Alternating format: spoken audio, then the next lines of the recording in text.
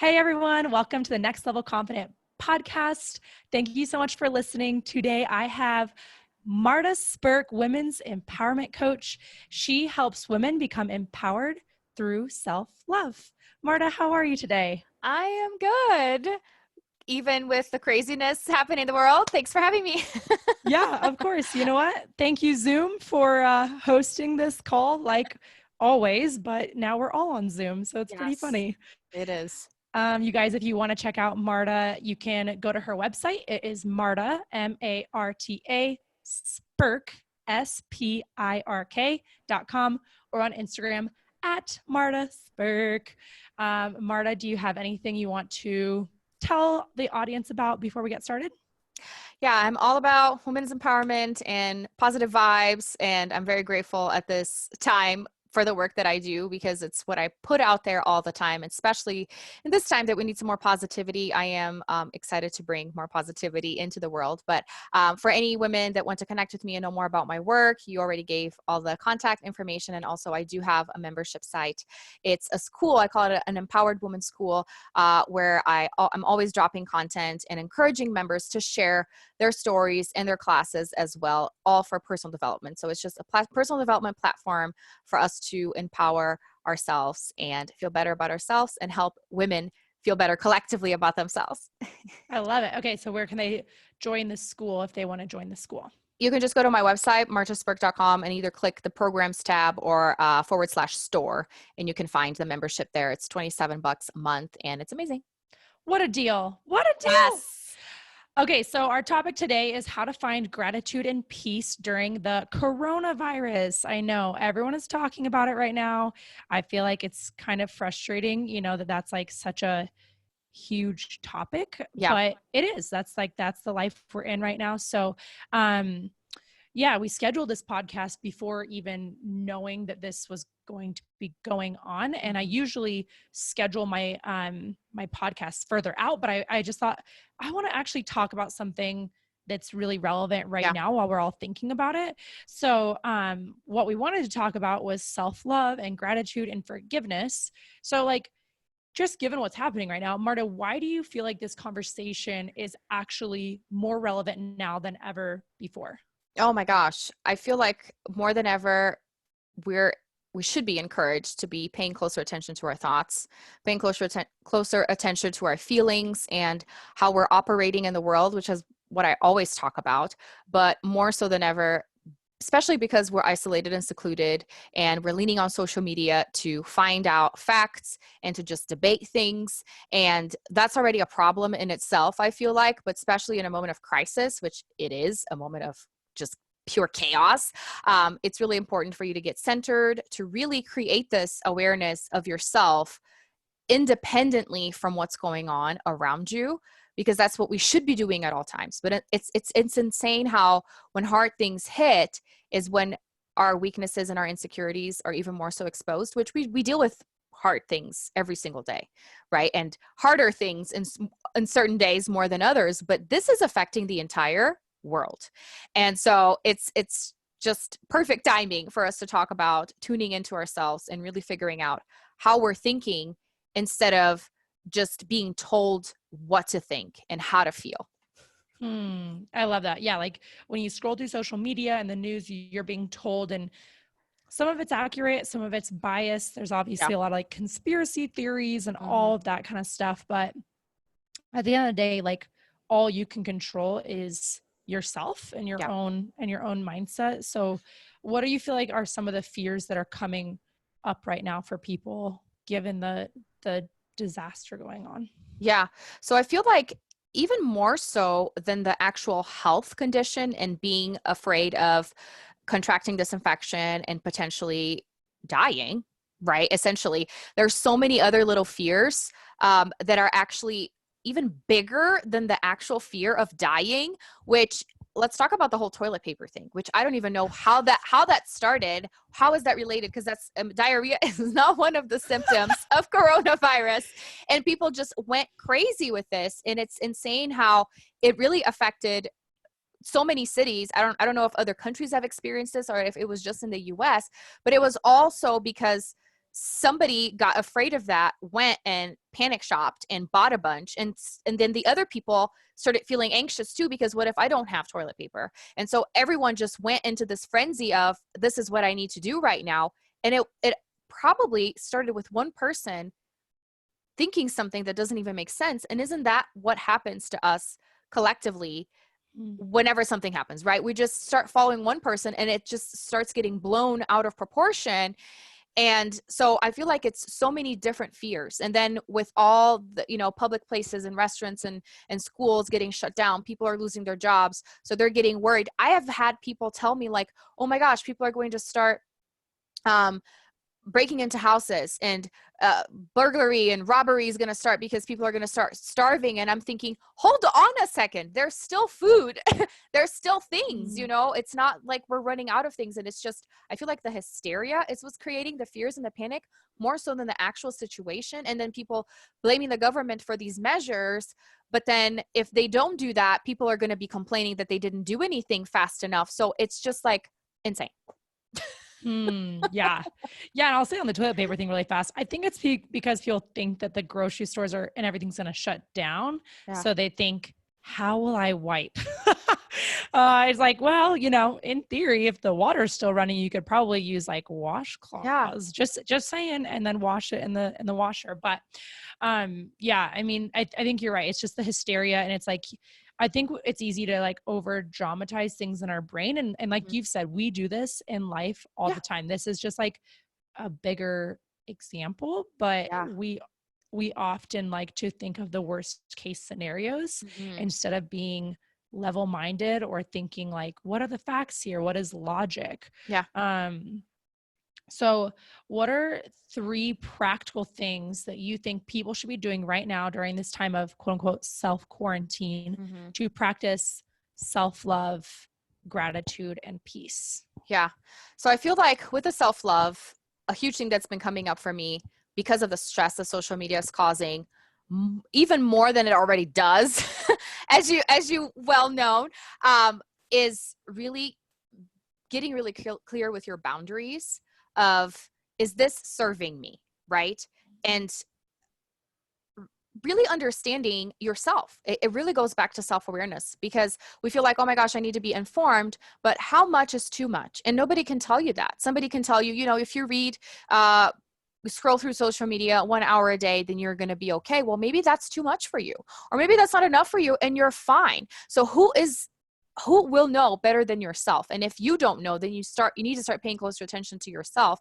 And that truly is self-love, is treating yourself with enough respect to know that you shouldn't be engaging in conversations that don't do you good, or you shouldn't be trying to prove a point to anybody. And I was even feeling stressed out with people that were thinking, oh, it's okay, we should just, break the rules that were instituted by the government, saying that we can't go out, or that we can't, get together with more than 50 people. It doesn't matter, we're healthy or whatever. And I started getting pissed off, and I wanted to like show videos and prove to these people, like friends of mine, not even on social media, but just sending them messages. And I was like, hold on, calm yourself down. Like, everyone's entitled to their decision. Of course, if you're affecting somebody else, then that's a whole different story. But at the same time, you have to respect your own boundaries and know if it's making you feel extremely angry, then just shut your phone down.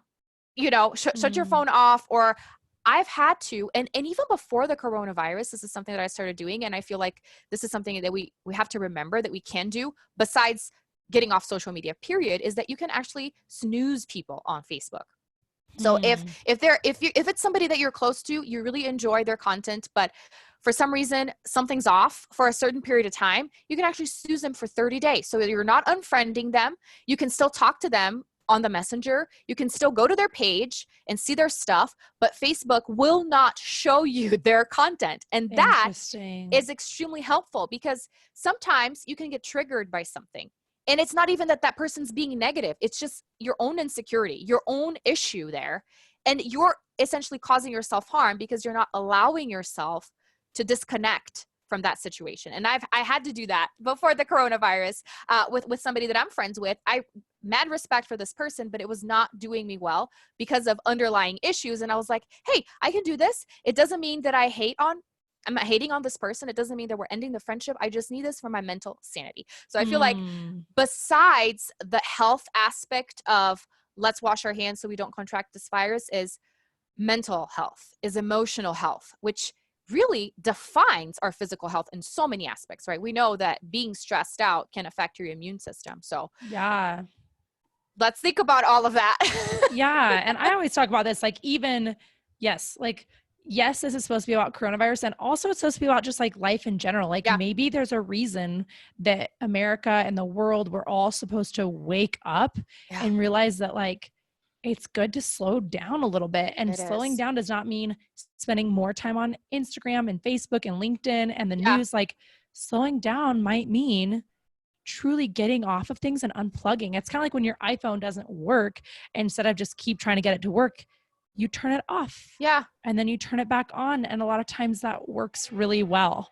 it does. Um, and I don't know if you guys can hear, but there's like ambulances going by me right now. So there's ambulances all day, every day right now. Ah, It's cool. it's crazy. Well, but I didn't give you some other steps. I feel like becoming more aware of your boundaries, and especially with social media right now, is super helpful. But in general, too, with conversations with people, that is going to be huge. With love, with peace, with, maintaining self-respect. One thing that I really encourage people to do is always not only keep the gratitude journal, which instantly lifts up your spirit and makes you feel better, especially in a time that we're living right now, and saying, well, I still have food, I still have transportation, I still have my family members, even if I can't get together with them or with friends, keeping that gratitude in mind.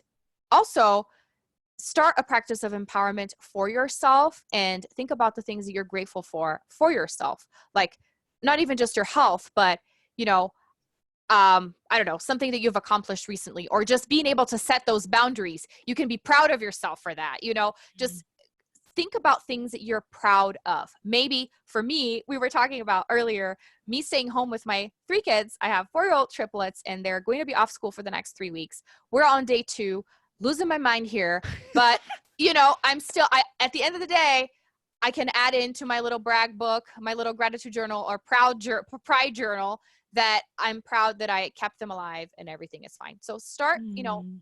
throughout the day, and maybe at the end of the day or early thing in the morning, thinking about the things that you're proud of. That is instantly a way of developing gratitude for yourself, and also even some forgiveness there, because I could be beating myself up that I'm losing my mind, instead of, oh my gosh, I'm loving this time with my kids. Oh, this is amazing, which, it is, but it's also very hard. So I can be proud that I am surviving, that my kids are eating, that they're napping right now so we can record this. So I feel like that's another important step and practical thing that you can do. Yeah, it's so true. Like, there are things that I feel like you get to choose whether you're going to beat yourself up over it or if you're going to like find gratitude in it. Yeah. So yesterday and today, I haven't been feeling like the most productive with work. And I'm sure a lot of people resonate because Yeah. people are working from home. I always work from home, so it's not that much different. But because all of my speaking engagements for March have been canceled and postponed to, we have no idea when. Yeah. It's like a little bit of my motivation, I think, is a little bit down. I'm like, Yeah. what's the point? And I'm sure lots of people feel like that. Like, Mhm. it's a little bit of an unmotivating time because you're like, the economy's down, jobs are dropping, small business owners, how are they going to survive? Like, you're just hearing all this stuff. So it's easy to feel a little unmotivated. And so Yeah. I've been feeling a little unmotivated the last 24 hours in a way. And I'm still working, but it's probably not my most productive work. And instead of beating myself up about it and being like, oh my gosh, you're not doing enough, do more, do more. It's like, okay, I'm proud of myself because I'm still working. I could Yeah. have just watched Netflix all day. I didn't do that, which, Yeah. and if you did that, that's fine too. Maybe you needed that.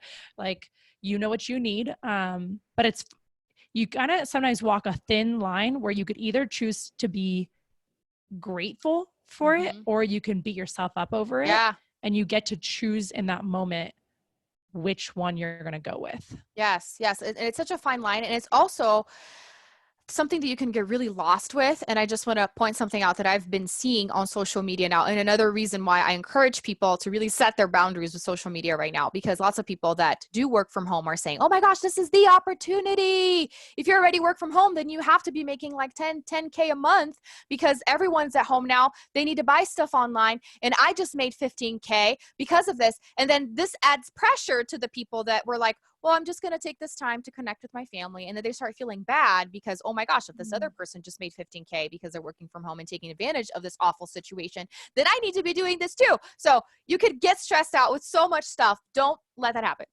Yeah. Oh, you mean like entrepreneurs who are like crushing it in their, like their business? Yeah.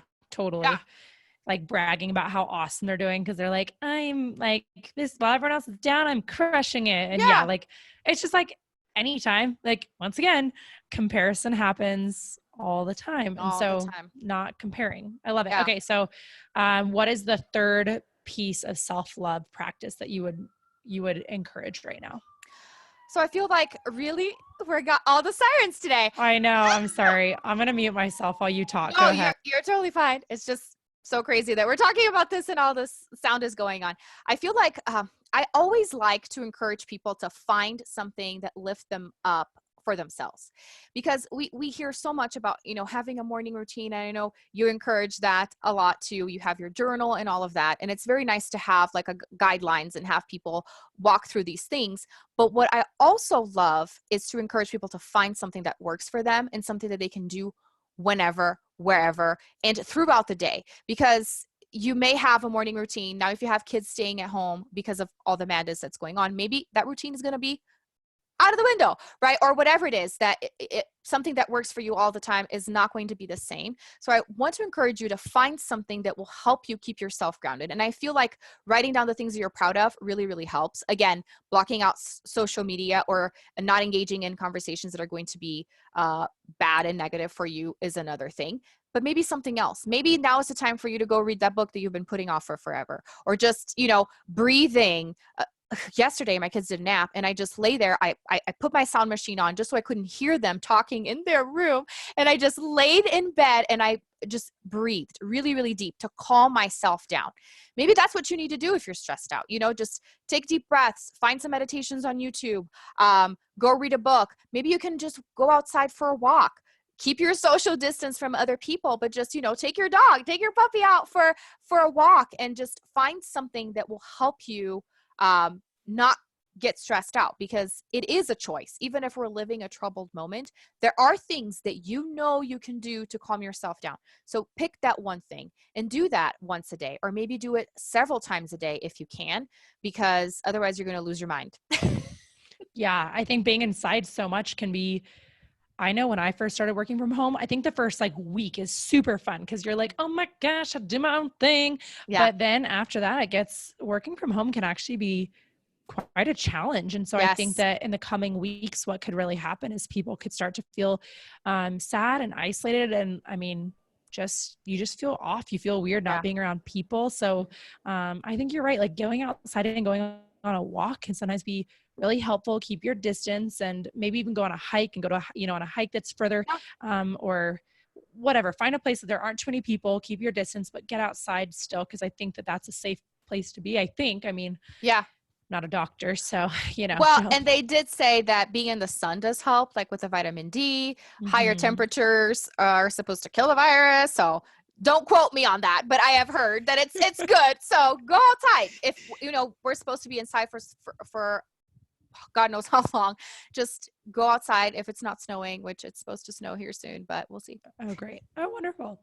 Yeah. And I know so many people are saying like, one thing I love talking about is creating margin. And I think right now is the perfect time to create margin in your life. So instead of spending more time on TV and more time on social media and like doing more like almost like you're sick or something, you're not sick. Like you get this extra time of downtime to journal or to breathe or to maybe get caught up on some organization. Like maybe you've been wanting to organize your closet, or maybe you've been wanting to, I don't know, like clean the house, do a good deep clean on the house. Like let yourself do those things, just let yourself get caught up while everyone else is scrolling on social and in a frenzy.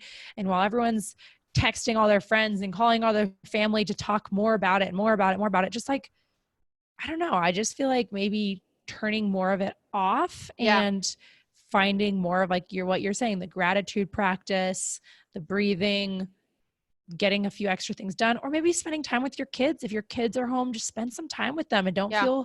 don't feel bad about it. You know, it's a weird time, and Yeah. be grateful that you're doing the things that you're doing. Yeah. And really trying, and this is what I decided starting today because of everything that I just said, like all the different things of people saying this is the opportunity to make more money or whatever it was that was going on. It was like, I don't even want to be talking about this. Of course, for the podcast episode, yes, but can we just talk about something else? Like, it doesn't have to be the only thing that we talk about, because that generates more anxiety. And one of the things that I did want to bring up is that I was at an event last week, and there were some amazing statistics that one of the speakers shared that I love so much, and I want to be using this for forever. And she said that 72% of Americans say that they deal with daily anxiety, and that interferes with their personal and professional life. Can you imagine what that is like right now? I would say 100%. 100% of us are dealing with anxiety right now.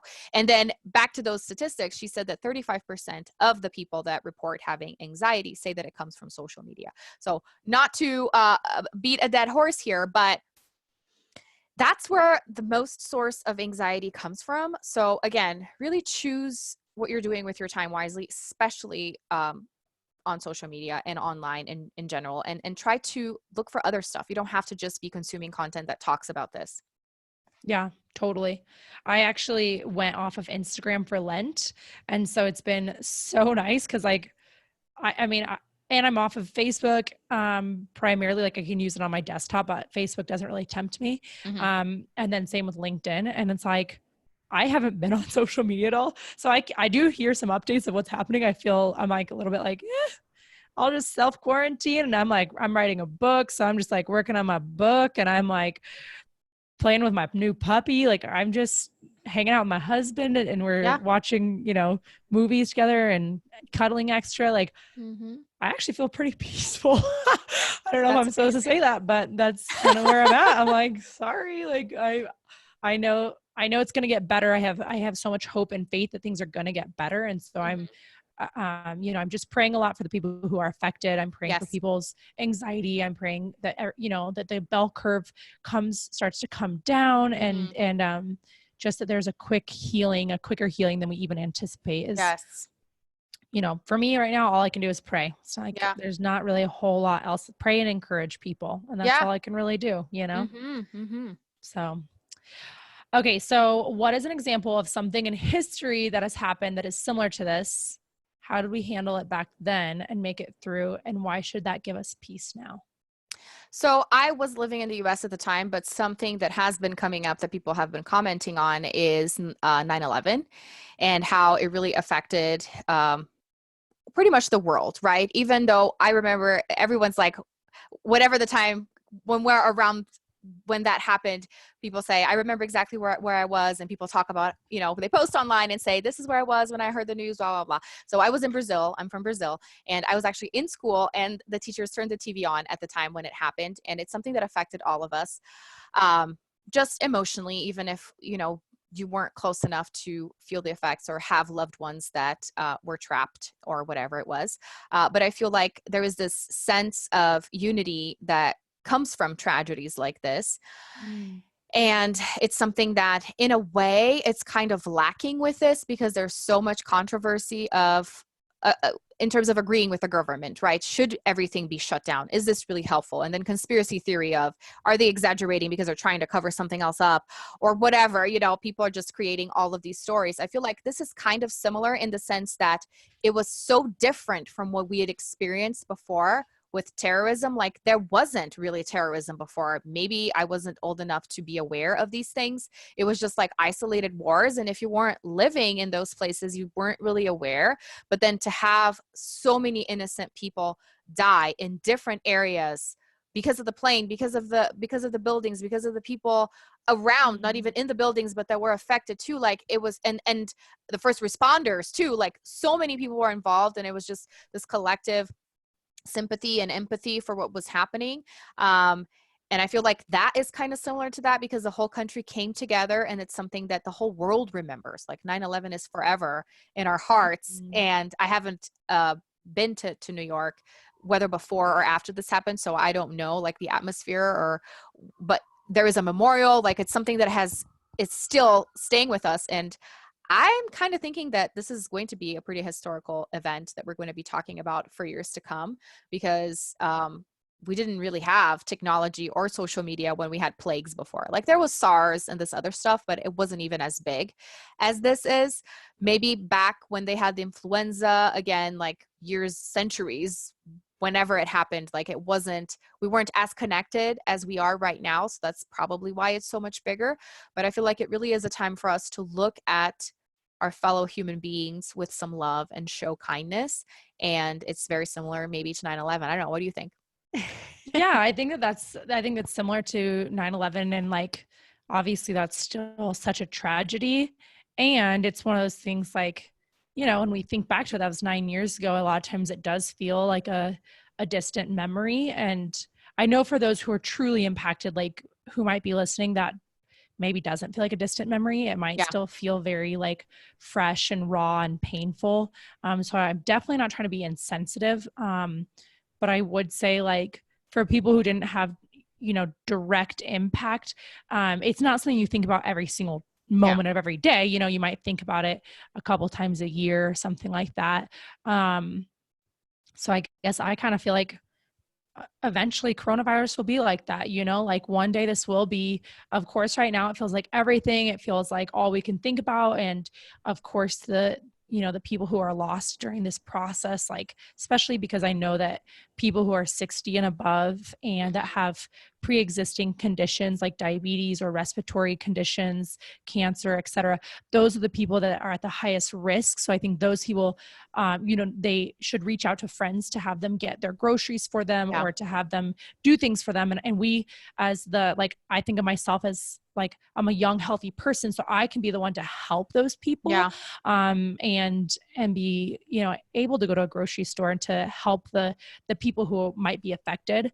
But ultimately, I feel as of right now, I mean, I could be wrong. I know we're in the middle of it, but I feel like one day this will just be like a distant memory that like makes us sad to think about. And it's definitely forever in our hearts, but it Mhm. won't be something that like affects our life every single day for Mhm. most of us, I think. And I think that Yeah. at least for me, that brings me a little bit of peace. Cause right now it Yes. feels like it feels crazy. It feels like such bad energy in the world. Mhm. And it brings me peace to think that like one day this will all be resolved and it'll be peaceful, and it won't be the only topic that we're all talking about. Yes. 100%. Yeah. Okay. So, couple more questions left and then we'll wrap it up, you guys. So one thing I'm thinking about is like we have a lot of downtime right now, and we've already said like during this downtime try to get off social media. What do you feel like is a way that someone could process through their life a bit more and actually use this downtime to find forgiveness for themselves or forgiveness for things from their past, to actually use this time as a time of healing for themselves? Mhm. How do you think that could be possible, Marta? Yeah. Yeah. And I love how, you're talking about reflection because this is something that I always encourage women to do. And it's like, oh, I'm so busy. And now you don't really have that excuse. Although, my kids are at home. So it's not like I have that much time, but it is less busy in a way because you can't leave the house. Okay. So it's really an invitation for a reflection, which is what your therapist recommends, which is, what all coaches recommend is for you to sit down and journal. I feel like that's super important for you to be able to talk about what's going on inside of you because that's when you actually process what's happening.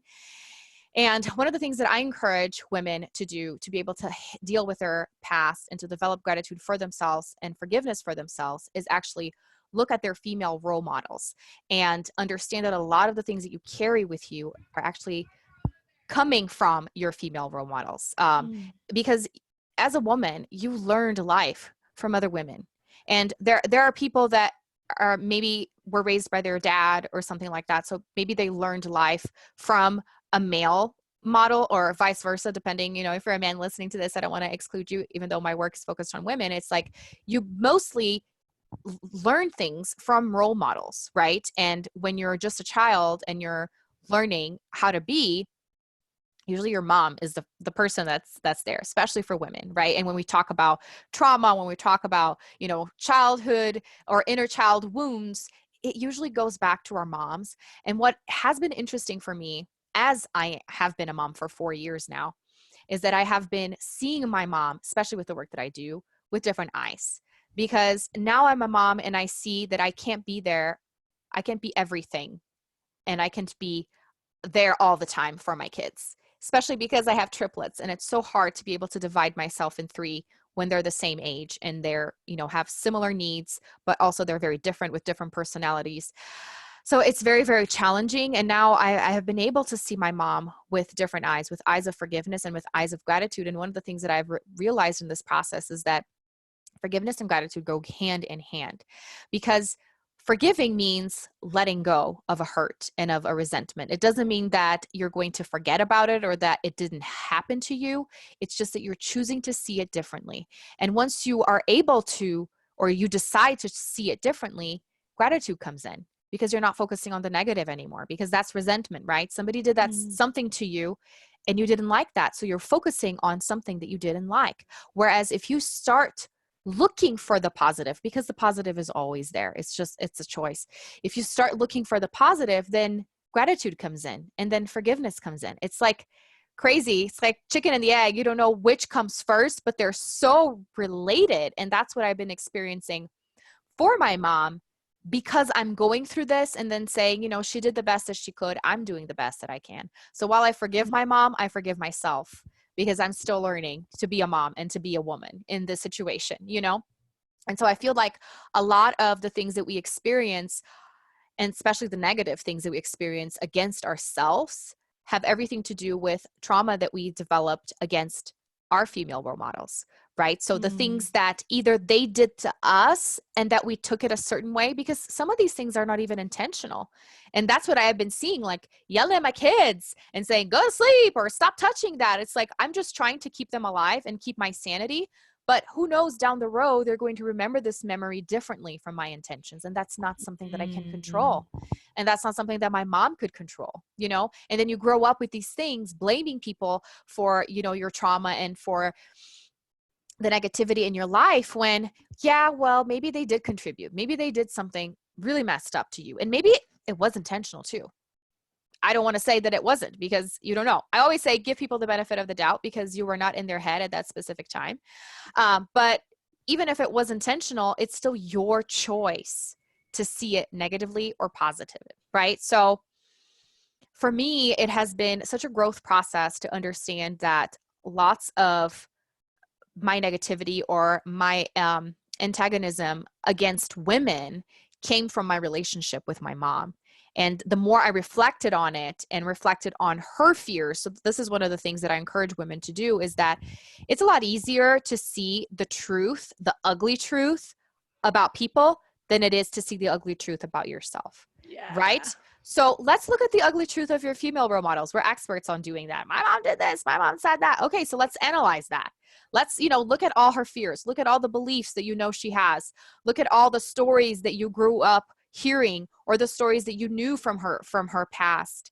And then once you write it all down, start looking at yourself and seeing the similarities. Oh my gosh, I have been afraid of this my whole life, and this comes from my mom. I never even experienced this, because, you know, fear is learned. So she passed this down to me. Now I'm a responsible, accountable adult. I can choose to let this go, because it's not even mine. And guess what? Even if it was, I can choose to let it go too, because it's my life, you know? So finding these similarities has been so helpful for me, because I'm starting to see, I'm actually the most proud I have been of my mom, because look at where I am. You know, she can't take credit of everything that I have become, but I didn't end up that bad. So she must have done something right, something well. And that's something for us to think about right now. We're talking about gratitude. Be grateful for your parents, you know, and that's something that I always like to bring.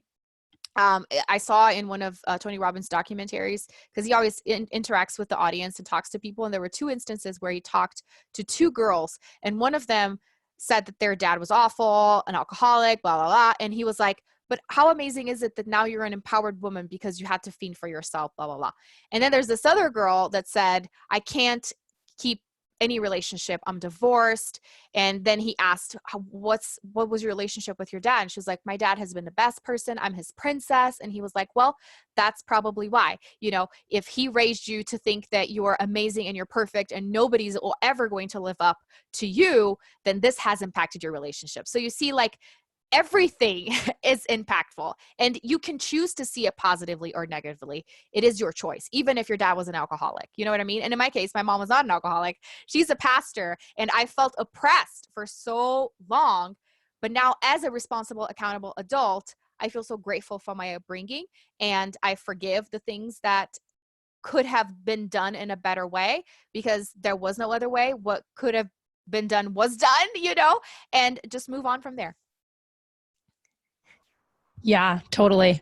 I was on mute because there's so many ambulances going by.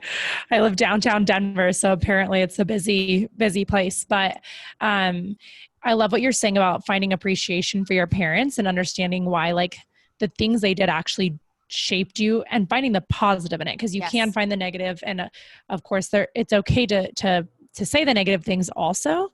But I think it's important to, like, spin it into a positive and be like, okay, well, because my parents did this, then I ended up doing this, which led me to doing this, which led me to who I am today. And I'm really proud of who I am today. And you can find the positive in it, even though it's really, really tough. So and going back to, like, right now, you guys spend some time, if you're listening, journaling. To, like, journal about your parents, journal about your upbringing, journal about your fears. Like, just start putting the stuff out there. Like, start having, like, a little therapy session with yourself, because you have extra time right now, probably. And that will help with your fears right now. That will help with your stress and your anxiety, is just start processing your life. Allow yourself to think more about your life. I think that will be, like, so crucial during this time. My husband and I were talking about how we feel like in the church, there's something called the Sabbath, and the Sabbath is like taking one day a week where you're just, like, not doing anything. And I've been trying to implement that by not being on my phone one day a week, or, like, not doing any work one day a week, things like that. So I'm really shutting off my brain to, like, the to-do list one day a week. And we're, like, kind of joking, like, I feel like this is like a worldwide Sabbath right now. It's like a worldwide, like, you get time to think about your life. What are you going to do with your life after this is all done? What are you going to do with your life once coronavirus is no longer a hot topic? Are you just going to go back to living exactly the same way you lived before? Or are you going to use this as momentum for change, for creativity, for innovation? Like, you get to use this time for your benefit. I promise there is a blessing on the other side of coronavirus. And it's up to you to look for it. It's up to you to create the space to actually think what you need to change in your life. And it's up to you to start making those changes, even though right now feels like not a good time, but it actually is a great time. And every time is a great time to make changes in your life. And I would just really encourage people to do that right now. Yes, 100%. And to going back to the journaling, one thing that I actually posted on social media not too long ago about the 3 things that the coronavirus has taught me. First is how much toilet paper we waste, because if you're kind of like trying to ration it, especially with the kids, because they don't know what they're doing, I started seeing how much we would have gone through all the stock that we have right now if we weren't paying attention. So when you're forced to pay attention, then you see how much time you're wasting, how much, resources you're wasting. And then the other thing, besides coming together and being more empathetic and sympathetic with people, because I think that's a huge lesson that we're learning right now. It's also that all of a sudden, at least a handful of problems that you thought you had are gone, right? If you're so worried about something, oh my gosh, all this hit, everything closes, you can't do anything. So you can't really think about that problem of yours. So maybe that's something that you could start journaling about. So the things that you were worrying about the coronavirus, start trying to process why that was a problem, and maybe trying to find a solution for that, since you can't really do anything about it. That's so true. Yeah. Like, something that might've been like your biggest headache ever. All of a sudden just, like, disappears, because you don't even, in comparison to coronavirus, that little thing was nothing. And now you're not even worrying about it because you found a bigger thing to worry about. So then start to ask yourself, how often in life are you finding nitpicky little things to worry Yep. about that on the grand scheme of life literally don't matter? Exactly. You're Yeah. just trying to find something to worry about because now there's an actual, disaster. Yes. And now Yes. you're like, oh, all those little pipsqueak problems, like they're gone. Mm-hmm. So how can you get rid of those pipsqueak problems like all the time? Yes. Yes. Totally. I love it. Okay, cool. So I would say for our very last question, what do you want people to do walking away from this with an action step, like to relieve stress? I know we've talked about a lot of different steps, but in relation to relieving stress, how would you suggest that individuals move forward from here? Honestly, understanding that you're in control.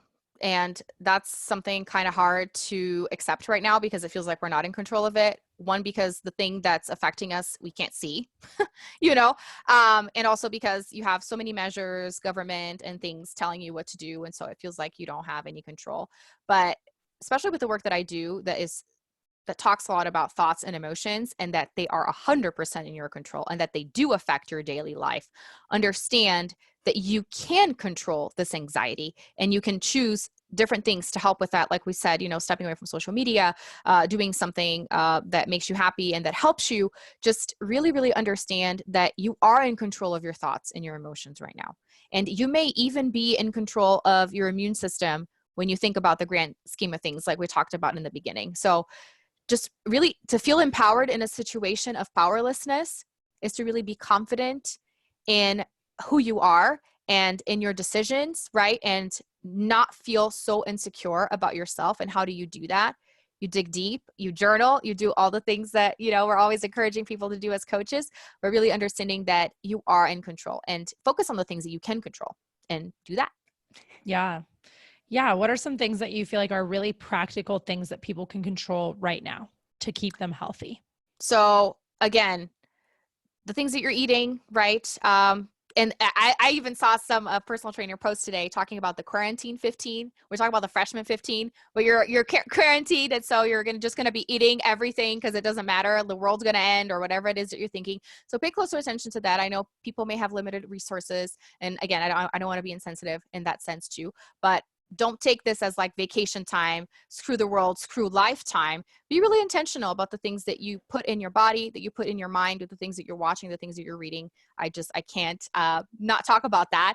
But yeah, really, what are you feeding yourself right now? And it can be that you're feeding yourself fear and hysteria, and understanding that you are in control of those things. So pay really close attention to what you're doing with yourself. And again, you have so much time. We're always talking about, you may have extra time in your hands. What are you doing with your time? Be more intentional. Don't just think, I'm just going to binge on Netflix, watching horror movies or whatever. Like, choose something that's actually going to be productive for you. And again, like what you just said, what are you going to be doing after we're done with this? Are you just going to pick everything else back up how it was when this happened? I hope not. I hope this really helps us slow down and rethink the things that we were doing. Because usually when hard things happen, they're the most amazing opportunity for you to rethink what you're doing and make better choices. Totally. I love it. I will just add in, get your 8 hours of sleep and drink half Mm, your body weight in water, because sleep and water are a huge part to your health too. So yes. keep maybe if anything, implement some new, if you suck at drinking water, like drink more water right now and start Yeah. counting your ounces of water. If you are generally the type of person who doesn't go to sleep on time, create a sleep schedule for yourself. Go to bed at Yes. 10, wake up at 6 or whatever it is. Figure out a way to get more sleep, drink more water, put good food into your body, put good things into your brain. Yes. That's what you can control. Those are the things you Mm-hmm. can control right now. So just Yes. do that. Do Yes. that. Mm-hmm. I love it. Marta, thank you so much for sharing your wisdom and your brain and your passion with us today. If you guys want to look her up, don't forget martaspirk.com. Marta, any closing words? I just, want to emphasize to just keep calm, understand that you can keep calm. And it's not even easy for me. It's interesting because I'm putting all that stuff out there of, you know, being empowered and all of that, but that's not to say that it comes easy for me. I just shared, you know, with you that it's hard to have the little ones at home. It's a hard time for all of us, but together we really are stronger, but we need to encourage the good things, right? Don't encourage the negative by engaging with the negative. So really, really encourage yourself and encourage others to think positive and do whatever they can that, you know, is within their control. Yeah. Be a light in your community. If you're listening Yes. to this, go forth and be a light in your community. Amen. All right. Talk to you later. Bye. Bye.